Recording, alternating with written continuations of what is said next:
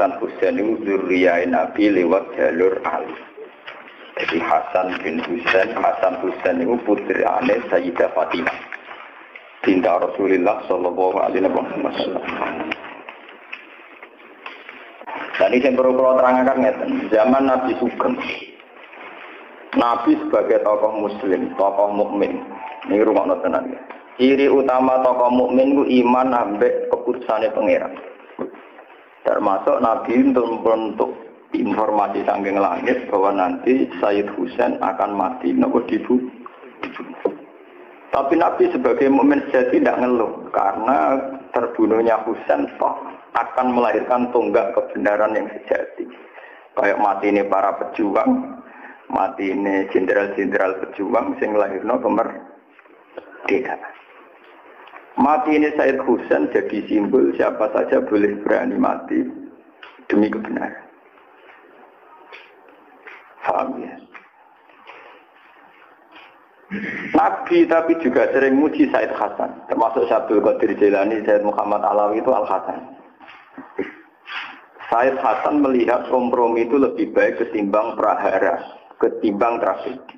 Sehingga era Sayyid Hasan disebut Amul Ijtima, di mana Sayyid Hasan memutuskan pemerintahan diserahkan Muawiyah semua.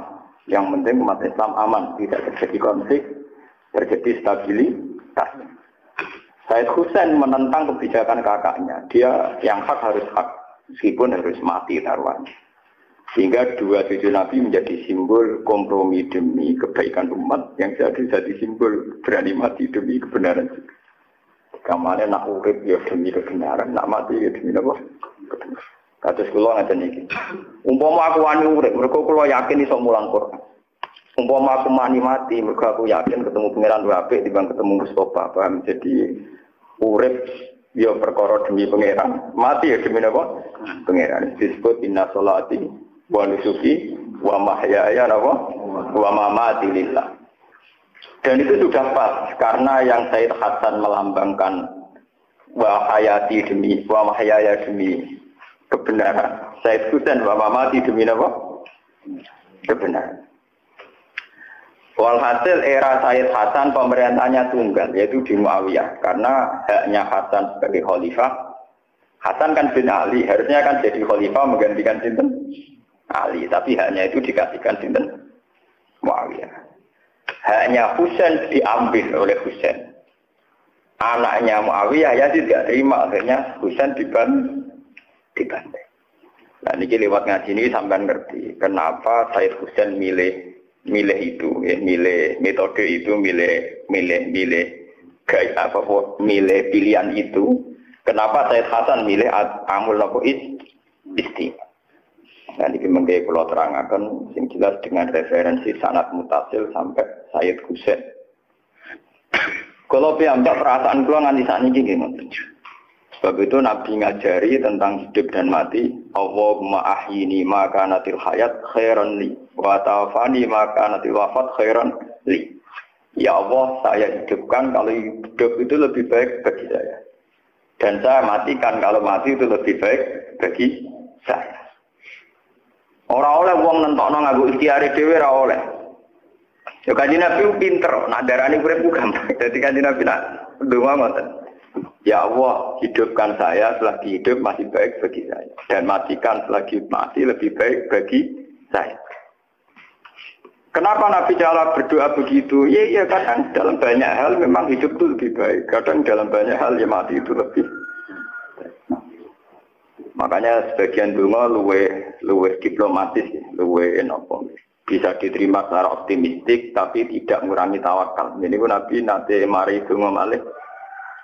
Allahumma ij'alil hayata ziyadatan li fi kulli khairin. Eling-eling. Allahumma ij'alil hayata ziyadatan li fi kulli khairin wal mauta rohatan li min kulli syarrin. Wal mauta rohatan li min kulli syarrin. Ya Allah, jadikan hidup saya itu sebagai bekal menambah kebaikan. Kalau saya mati, anggap saja akhir dari segala kejelekan. Mulane kula bolak-balik matur, nak ana mayit dilepas mesti apik. Mbok bajingane penjahat mesti apik. Kok penjahat apik nang mati, berarti rohatan li min kulli syar'i. Jadi itu terakhir kejahatan. Mulane kan ora protes. Sauri-uri zina maling kok saiki dilem apik, tetep apik matine, menang bar kejahatane. Paham? Iku Nabi dhisik ngajarkan memang gitu. Hidup dianggap potensi ziyadatan fikul khairin apik, mati dianggap rohatan mingkuli. Akhir dari segala kejelekan. Akhirnya apa yang terjadi? Wong ambek Allah kok senudon tok. Jadi kok Mustafa paling urip ya. Gusti kula iki urip berarti iso ngamal apik. Engko nek ape mati tok. Gusti, mati kula kiai kadang salah. Lah mati kula anggap mawon ngakhiri kesalahan niku, paham? Paham. Jadi ora usah ngeluh, nek ape mati ora usah napa? Kan ya nek ape mati ya Allah kula urip kangge sae sakniki mati. Anggap mawon potensi kejahatan kula berakhir di sini. Di sini wal mauta rohatan li min kulli syarrin, dan kematian adalah akhir dari segala keburukan. Ya sudah. Misalnya kita jadi bapak, anak urip bisa sukses rumah tangga. Lah anak mati, anak nol luwih apik kanggo anak. Itu udah kurang. Mengenai itu kan orang itu harus ono rasionalis tapi tetap tauhid. Lah Said Hasan Husain itu melambangkan itu semua. Hasan milih kompromi demi kestabilan umat Islam. Husain milih mati demi tegaknya apa? Kebenaran. Ini mungkin kula waca terakhir pidato Said Husain ketika beliau memutuskan revolusi melawan Yazid. Ya, jadi ini kula waca teks pidato Said Husain ketika beliau revolusi mutusna melawan sinten? Yazid. Padahal itu taruhannya nyawa, taruhannya apa? Nyawa. Taruhannya nyawa.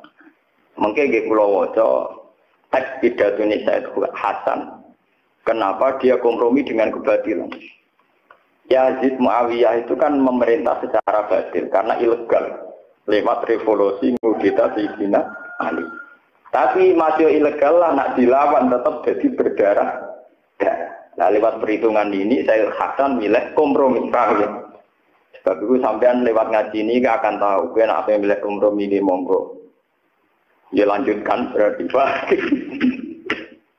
Nah milih revolusi ya monggo, tapi semua harus konsekuensi tanggung jawab dengan dengar Allah Subhanahu wa taala. Ora usah tanggung jawab ning konstitusi ning MK itu urusan hukum dunia.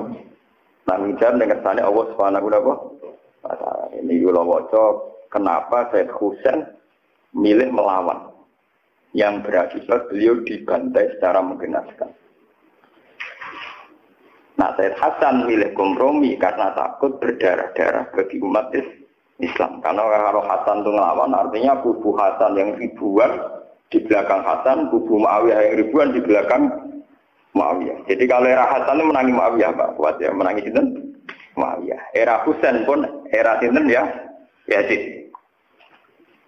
Jadi gampangannya setelah Rasulullah itu yang mimpin Abu Bakar, mimpin sedelok ya berakhir tragis. Umar mimpin sukses, mati ini ya tragis dibunuh. Utsman fokus ngurmat Quran, akhirnya gak ngurusi pemerintahan, mati ini dibunuh. Ali mati ini dibunuh. Akhirnya Saudi Ali dipegang oleh Muawiyah, orang yang gak jelas dapat mandat dari siapa, tapi sukses mimpin. Sebab itu kepemimpinan Muawiyah banyak yang tidak ngakui karena mereka milih mimpin Hasan karena putrane sinten Sayyidina sinten Ali. Hasan ngerti gelagat Muawiyah tidak mau kalah nantang perang. Yo wis pepen. Apa? Pepen. Cara Gustur ora dadi presiden ra paten. Penting ora ana pasukan berani mati, ora berani hidup itu penting ora hidup, paham? Terus ketika Muawiyah ganti teng Yazid, Yazid itu anak sinten? Muawiyah. Husain melawan. Nggih sinten apa? Husain. Ben sampean ngerti bahwa cara melawan mereka itu demi kebenaran, bukan kayak kita demi kekuasaan. Lewat pidato ini nanti sampean ngerti betapa Hasan milih damai ya demi Allah. Husain milih mati juga demi Allah. Orang mati nekat, paham ya? Sing damai ya ora krana golek gelimangin apa harta. Niki pentingnya ilmu. Jadi lewat sanad yang mutasil, problem-problem sing dihadapi para sinten sahabat. Ora waca iki pidato Said Hasan, Said Husain riyen. Bismillahirrahmanirrahim. Walhasil dari Sayyid Hasan Husain ini sing milih mati. Ayuhan nas ini sing mulai ini sing wonten harokat. Ayuhan nas inna Rasulullah sallallahu alaihi wasallam qala man ra'a sultanan jairan mustahillan li haramillah nakitan li ahdillah mukhalifan li sunnati Rasulillah ya'malu fi ibadillah bil wal udwan falam yughayyir alaihi bi fi'lin wala qaulin kana haqqan 'ala Allah ayyudkhilahu madkhala. Mante sabane wong ro ayu ngerti sapa man sultanan ing raja jairon ingkang zalim. Wong sing ngerti penguasa zalim, mustahilan ingkang ngalalo li haramillah maring barang sing diharamno Allah. Misale ngalalo pornografi, utawa ngalalo barang sing cara Allah haram. Nakitan ternentang li ahdillah maring perjanjiane Allah. Mestine segala potensi diri kanggo ibadah malah tinggu hal-hal sing maksiat. Mukhalifan ternyulayani li sunnati Rasulillah maring sunnah Kanjeng Nabi. Wes ngono ya amaru nglakoni sapa sultan fi ibadillah bil ismi lan dosa wa udwan lan ngoyo. Hubungane kuwi wong men keliru wae. Keliru artine ngene. Sing kroni disugya-sugya. Misale kados wong kadung keliru, mbek wong sugih wedi, perkarane wedi sugih. Ambek wong larat otoriter, dianggap budak. Wong nak kadung keliru kan. Ambek wong ayu nafsu, akhire ya zina. Ambek wong elek ngenyek, akhire pelece. Wong nak ditetir ra bener. Ra wong ayu sahabat ya dosa, ra wong elek ngenyek. Elek keriting pesek ireng. Wong nak keliru kancanan tiyang nggih ngoten. Ra bupati wedi krana sugih, ya zalim wong kok wedi bupati ya. Ra wong larat tukang sampah ngenyek, wong kok timo dadi tukang sampah. Itu jenenge keliru terus Mas. Nek ana sultan sing ngene iku jenenge keliru terus. Ra wong elek ngenyek, ra wong sugih wedi itu keliru terus. Jene ya malu fi ibadillah bil ismi wal udwan.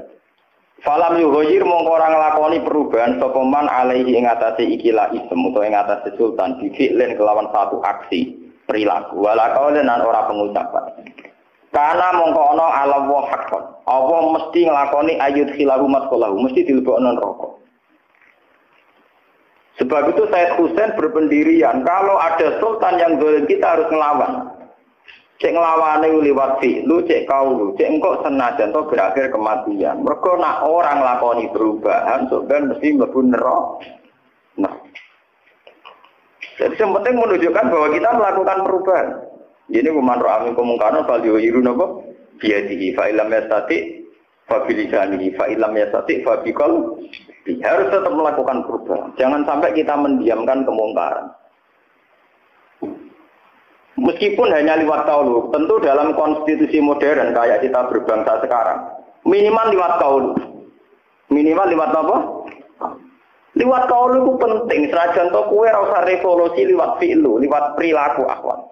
Misalnya kita akan selalu mengatakan nak payudara wanita itu aurat. Kita akan selalu mengatakan nak paha perempuan itu apa? Aurat. Terus kita meyakini bahwa secara hukum demikian. Terus kita akan ngomong gitu terus. Meskipun kita tidak bisa bikin undang-undang tentang bahwa pornografi dilarang oleh negara. Kita tidak bisa bikin undang-undang kalau pornografi harus dilarang oleh negara. Tidak harus begitu. Tapi kita ngomong terus. Kalau itu haram, kalau itu haram. Pentingnya apa? Jangan sampai hukum Islam itu kemudian diyakini mentoleransi hal-hal yang kayak begitu. Haram loh ya, memperlihatkan payudara bahwa itu haram. Tapi bahwa Islam itu kafah, Islam itu sempurna, komplit, ya kita harus begitu. Misalnya saya sering ditanya, Gus piye hukumnya wong wedok kota-kota, katok anceka, nggawa rukoh, moro masjid.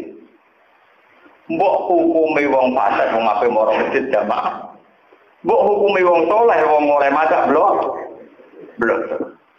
Tak jawab ini aku takut. Lah iya, pentingnya Islam sempurna yaiku pangeran sing iso ngitung dhewe kok bingung. Soal urusan aurat dia salah karena tidak Islam. Soal berjalan ke masjid dia benar karena menuju apa? Masjid. Kowe ora iso mukul rata karena dia maksiat terus hukum iku wong fasik. Karena dia ke masjid kok hukum wong saleh. Wong dia dene melanggar napa Mulane dari Ibnu Abbas Ibnu Abbas itu wong paling alim tafsir, ini sahabat Kanjeng Nabi. pada akhirnya ayat yang kita pakai ila yaumil qiyamah fa may ya'mal mithqala dzarratin khairan yarah wa may ya'mal mithqala dzarratin syarran yarah. Pada akhirnya kita ini hanya punya ayat itu. Maksudnya itu di ana hitungane dhewe-dhewe. Napa ana hitungane? Dhewe. Nah, sekarang fenomenanya di zaman akhir kan begini. Oh, malaikat zaman akhir mau manusia itu bingung, untuk malaikat tidak perlu bingung, orang manusia. Artis-artis yang kelar umroh itu baru kayak pornografi, baru kayak nari pornografi, duit kelar umroh. Nah, bukti ini apa? Hadroh atau samroh kiai-kiai itu orang-orang kelar umroh. Mereka pas nari nganggo bacaan Islam, paling banter untuk mangan. Sing brother bentuk duit seperti itu. Ana grup samro itu umroh. Mergo ora porno. Ora ana apa porno. Sing pornografi bentuk duit akeh cepet. Lah misalnya malaikat kon nulis, mau malaikat iso mikir. Piye oleh nulis itu? Umroh ya apik, duwike kok pornografi. Dadi umroh barokah pornografi. Untung malaikat rapal mikir. Nah, akhirnya ditulis sama Amal Dolar Darotin khairan. Mulai goblok-gobloknya wong Islam, nak melarat kepengen umroh, ya goblok-gobloknya wong Islam. Wes melarat kepengen haji, ya goblok-gobloknya wong Islam. Harusnya kalau kita sudah pakaian aurat sesuai Muslim, misalnya sebagai muslimah dia ini tutupi aurat. Kudu syukur ke pangeran karena sekarang juga detik ini juga dia ngelakoni perintah Allah yaitu nutupi. Dia lau tanggal nanti terdiri iso umroh. Mergo nutupi aurat itu bagian urgen, bagian penting dari syariat itu. Kudune dia bangga syukur lau tanggal. Iku artis wong fasik-fasik paringi umroh, aku wong saleh ra diparingi. Goblok nang ngono napa? Dia harus syukur. Lah kok kepengen barang lopo dengan statusnya dia sekarang yang miskin dari awal cara Islam ora tau wajib. Wong barang ra wajib kanggo dhekne kok dikepingi. Paham ya? Dengan status duit yang kotak mau 5.000, berat kok setengah kilo, kuwi ora tau wajib. Ora perlu kepengen, paham no? Ibadah dhekne cukup sabar sampai nutupi aurat itu diterusno. Orang kok malah kepengen nutupi aurat, akhirnya saiki aksi porno. Akhirnya tonggo jenenge Islam jadi jeneng ra Islam. Kadang loh artis-artis jeneng asline wong Islam kafir. Paham ya? Tapi kalau jeneng Islam perilaku Islam ra juga terus akhirnya jenenge jelas tapi lakune napa? Jelas. Ben tetep ketok Islam kadang umroh. Gue rasa mikir, hukumnya piye? Piye? Aku orang pangeran ada mikir hukumnya. Dan pangeran, lo sing hukumi, kira sama merah. Kanca kula nak cerita, kanca kula kan kata sing kerja teng Mekah. Artis-artis wis nak umroh jeneng wis. Oke kok mari donga pulang. Tapi bayar piro? Wah itu. Nak nangis suwi bayar kula tambah. Cangkem. Jadi ini tukang mandu artis-artis. Kenal dia artis nasional. Kita omongi kan jauh kulon. Gue kurang ajar temen-temen. Lalu kayak mau wani marai dongo carane tawaf piye sae ngono ya. Kayak wani marai carane nutupi aurat agak wani. Mboten wani lha iku ora termasuk marwa minggu mungkar apa? Paling. Cara aku kiai ini tak omongi, ora usah dongo tawaf ora wajib, sing wajib ning Islam nutupi aurat. Kudu kanto aku iru ora apa-apa aku. Paham? Tapi ya terapayu, Pak. Nah, keyakinan Syekh Husain kebenaran harus diomongkan terus. Siapa melihat kezaliman dan tidak ngambil langkah, entah itu fi'lu, entah kaulu, itu mesti benar. Itu keyakinan Syekh Husain. Sehingga dia bertekad melawan pemerintahan sinten ya. Sampai akhir ini ngaji tentang Said Sinten. Belum penting loh, maksiat kita omongkan terus penting. Minimal nganggo omongan. Kulo nu penentang keras nek ana kiai sopan. Meskipun mungkin suatu saat aku ya sopan, tapi aku tetap penentang keras nek ana kiai kesopanan teman-teman. Sama tak ceritanya. Barokah zina iku jorok. Iku barokah omongan elek, cangkem elek. Iku wong nak anak zina darane anak jadah. Cara Jawa anak zina darani lonte. Umpama bahasa iki dikamuflase kaya zaman dhisik. Dari wong tukang zina dianggap wanita harapan. Paham ya? Nanti tidak ada penjorokan barang jorok radarani napa? Jorok. Nanti ke depan mungkin era cucu kita hukum wis rubah karena diperhalus sekarang. Lama-lama wong wis ora roh hakikate hukum. Bodoh ini dari darani seni berpolitik. Paham ya? Ngakali dari seni diploma. Paham ya? Senyum mergo tugasnya dari PRJ dari bagian dari marketing. Sajane kan kudu jelas. Nah kamu flase nah rekayasa apa? Sekarang agama rusak itu karena mudahana. Coba, hampir umat itu meyakini kenapa wanita boleh tampil di panggung. Gara-gara, oh nyatanya Pak Yai itu ya kersa rawuh. Lagi ini rawuh yang diundang. Bagian mau itu khasanah lah, cara suruhnya samroh juga. Meriang Kiai.